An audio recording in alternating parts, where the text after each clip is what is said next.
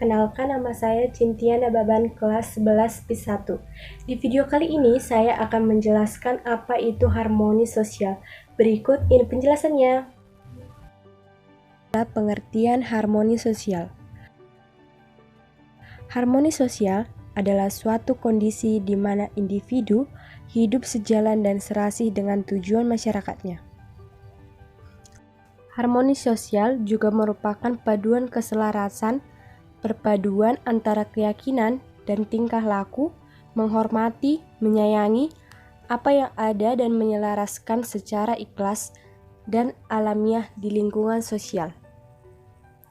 Harmoni sosial itu sesuatu yang sesuai dengan keinginan masyarakat umum seperti keadaan tertib, nyaman, teratur, aman, dan disebut sebagai suatu kehidupan yang penuh harmoni. Berikut perbedaan sosial antar kelompok. Yang pertama, mengenal berbagai perbedaan sosial antar kelompok dalam masyarakat. Berbagai perbedaan sosial antar kelompok antara lain yaitu pertama, perbedaan pendirian dan keyakinan. Yang kedua, perbedaan latar belakang kebudayaan. Yang ketiga, perbedaan kepentingan. Dan yang terakhir yaitu perbedaan status sosial. Yang pertama yaitu perbedaan pendirian dan keyakinan. Maksud dari perbedaan pendirian dan keyakinan itu merupakan suatu perbedaan antar individu yang menyangkut perasaan, pendirian, pendapat, atau ide yang berkaitan dengan harga diri, kebanggaan, dan identitas seseorang. Misalnya, dalam sebuah ruangan kantor, ada karyawan yang terbiasa bekerja sambil mendengarkan musik dengan suara yang begitu keras. Tetapi, karyawan lain lebih menyukai bekerja dengan suara yang tenang, sehingga kebisingan merupakan hal yang mengganggu konsentrasi dalam bekerja. Itu merupakan suatu pemicu ketidakserasian atau ketidakharmonisan antara karyawan tersebut. Yang kedua yaitu perbedaan latar belakang kebudayaan. Maksud dari perbedaan latar belakang kebudayaan itu merupakan kepribadian seseorang dibentuk dalam lingkungan suatu keluarga dan masyarakat. Tidak semua masyarakat memiliki nilai-nilai dan norma-norma sosial yang sama. Apa yang dianggap baik oleh suatu masyarakat belum tentu sama dengan apa yang dianggap baik oleh masyarakat lain. Misalnya, ada seseorang yang dibesarkan dalam lingkungan keluarga dan masyarakat yang menjunjung tinggi nilai-nilai tradisional bertemu dengan seseorang yang dibesarkan dalam lingkungan keluarga dan masyarakat yang menjunjung tinggi nilai-nilai modern, maka akan terdapat perbedaan nilai yang dianut kedua belah pihak sehingga dapat menimbulkan ketidakserasian atau ketidakharmonisan. Berikut yang ketiga yaitu perbedaan kepentingan. Setiap individu ataupun kelompok seringkali memiliki kepentingan yang berbeda dengan individu atau kelompok lainnya. Semua itu bergantung dari kebutuhan-kebutuhan hidupnya. Perbedaan kepentingan ini menyangkut kepentingan ekonomi, politik, sosial, dan budaya. Misalnya, seorang pengusaha mengkehendaki adanya penghematan dalam biaya suatu produksi sehingga terpaksa harus melakukan tradisionalisasi pegawai. Namun, para pegawai yang terkena rasionalisasi merasa hak-haknya diabaikan sehingga perbedaan kepentingan tersebut menimbulkan ketidakserasian atau ketidakharmonisan. Yang terakhir yaitu perbedaan status sosial.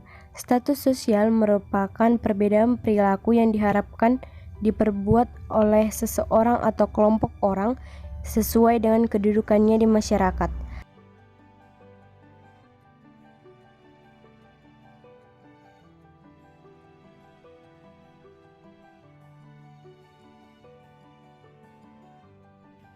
Sebagai contoh, Pak Udin di kantor sebagai direktur utama, di rumah sebagai kepala keluarga, dan di masyarakat sebagai tokoh agama. Berbagai status yang disandang Pak Udin itu berisi sekumpulan hak dan kewajiban. Selanjutnya kita akan membahas relasi sosial. Untuk lebih memahaminya lagi, mari kita lihat penjelasannya teman-teman. Relasi sosial antar kelompok dalam masyarakat. Yang pertama yaitu asimilasi. Asimilasi adalah pembaruran Dua, kebudayaan yang disertai dengan hilangnya ciri khas kebudayaan asli sehingga membentuk kebudayaan baru. Proses asimilasi dapat ditandai sebagai upaya mengurangi perbedaan antar kelompok dengan tujuan untuk mempererat kesatuan tindakan, perasaan, pemikiran, dan sikap dengan mempertimbangkan kepentingan dan tujuan bersama kelompok tersebut. Contoh asimilasi dalam kehidupan sehari-hari adalah masyarakat Indonesia, yaitu mengikuti budaya turis asing yang mengenakan pakaian bikini di pantai. Berikutnya adalah akulturasi.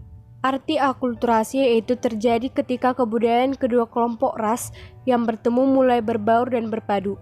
Contohnya, hilangnya kebudayaan asli daerah akibat interaksi paksa dengan pemerintah kolonial Belanda.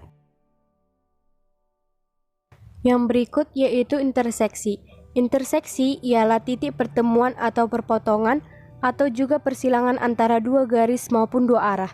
Sehingga secara sederhana interseksi dapat kita simpulkan sebagai pertemuan atau persilangan keanggotaan suatu kelompok sosial dari berbagai seksi, baik itu berupa suku, agama, jenis kelamin, kelas sosial, dan lainnya dalam bentuk keanggotaan masyarakat majemuk.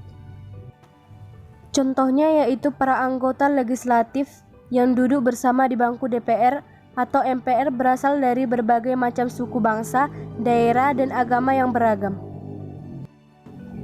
Berikutnya teman-teman yaitu konsolidasi. Konsolidasi adalah sebuah usaha untuk menyatukan dan memperkuat hubungan antara dua kelompok atau lebih sehingga terbentuk entitas yang lebih kuat.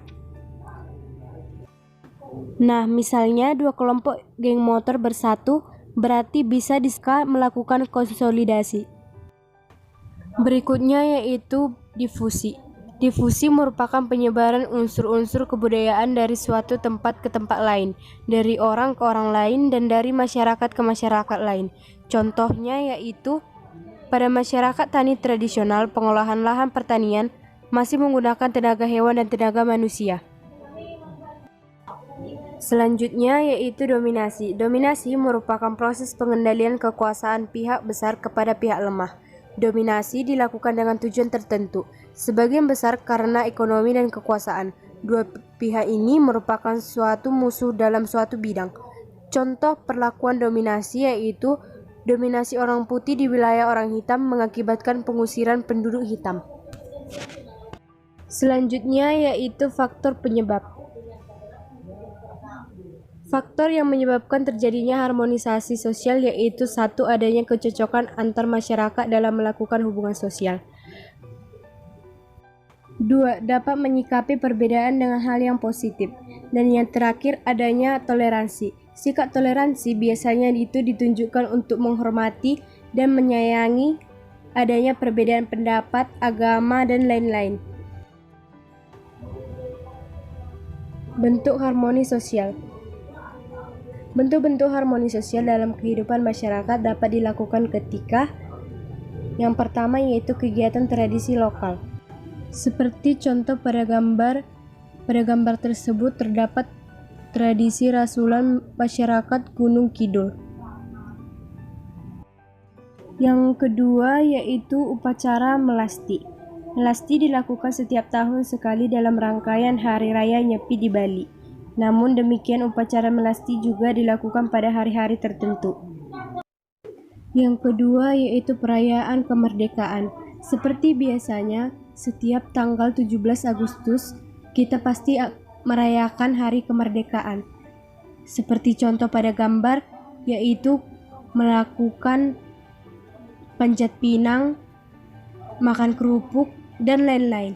Yang ketiga yaitu pemilihan RT. Pada gambar tersebut terdapat warga yang sedang melakukan pemilihan RT. Itu merupakan salah satu bentuk keharmonisan sosial.